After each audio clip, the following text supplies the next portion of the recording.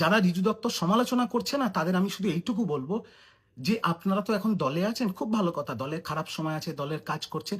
রিজু দত্ত যে কঠিন অ্যাসাইনমেন্টগুলো করেছিল, সেই কঠিন অ্যাসাইনমেন্টগুলো কমপ্লিট করে তারপরে রিজু দত্তকে নিয়ে ব্যঙ্গ করবেন।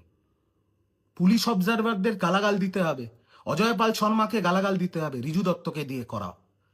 যত কঠিন প্রেস কনফারেন্স, নন্দীগ্রাম কেন্দ্রিক press conference, diamond Harbour press কেন্দ্রিক প্রেস কনফারেন্স, রিজু দত্তকে দিয়ে করাও।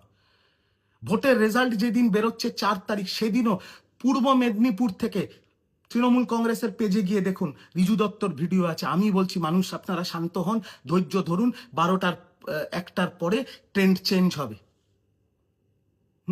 অনেকে বলছে রিজু দত্তকে টিকিট দেয়নি বলে রিজু দত্ত এত মুখ খুলছে। আরে 17ই মার্চ টিকিট ঘোষণা হয়েছিল, তারপরেও রিজু দত্ত বুক চিতিয়ে তৃণমূল কংগ্রেস করেছে। সেই জন্যই মমতা বন্দ্যোপাধ্যায় এবং অভিষেক বন্দ্যোপাধ্যায় 2রা মে সারা বাংলার তৃণমূল কংগ্রেসের সামনে আমাকে আর সায়নী ঘোষকে পূর্ব মেদিনীপুরে কাউন্টিং অবজারভার করেছিল।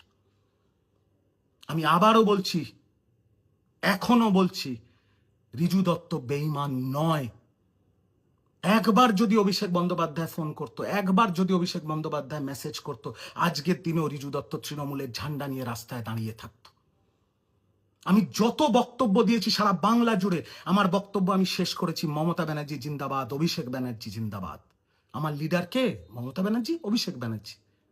মমতাদির সাথে আমার কোনো অ্যাক্সেসই ছিল না, কিন্তু যে 13 বছর দল করেছি, আমি কোনোদিন আমার লোকাল এমএলএর কাছে যাইনি, কোনোদিন আমার এমপির ঘরের বাইরে গিয়ে বসে থাকিনি। আমার একটাই লিডার ছিল, একজনকে দেখে আমি মানে কি বলবো, অ্যালসেশিয়ানের মতো একজন, ওয়ান মাস্টার ডগ।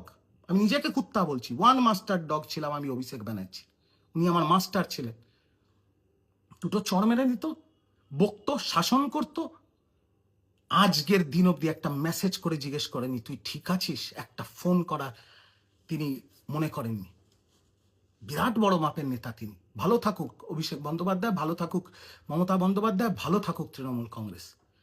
আর আজকে আমি আরেকটা বড় কথা বলছি, কোনো ম্যাজিকে যদি তৃণমূল কংগ্রেস কোনো ম্যাজিকে আমার সাসপেনশনটা রিভোকও করে নেয় না, যে কষ্ট, যে দুঃখ, যে ক্ষোভ আমার মনের মধ্যে আছে, আমি আর মরে গেলেও তৃণমূল কংগ্রেস করব না। আমার সাসপেনশন রিভোক করে নিলেও করব না।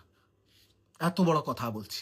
আমি অন্য দলে যাব কি যাব না আমি জানি না, আমার কারুর সাথে কথা হয়নি। যে কোনো বিজেপির নেতা, দিল্লির নেতা, বাংলার নেতা, আমি ওপেন বলছি, আমি কাউকে ফোন করে বলিনি। আমার কথা একটু মনে রাখবেন দাদা, একটু কাজ করার সুযোগ দেবেন, একটু মন্দিরে বসার সুযোগ দিন।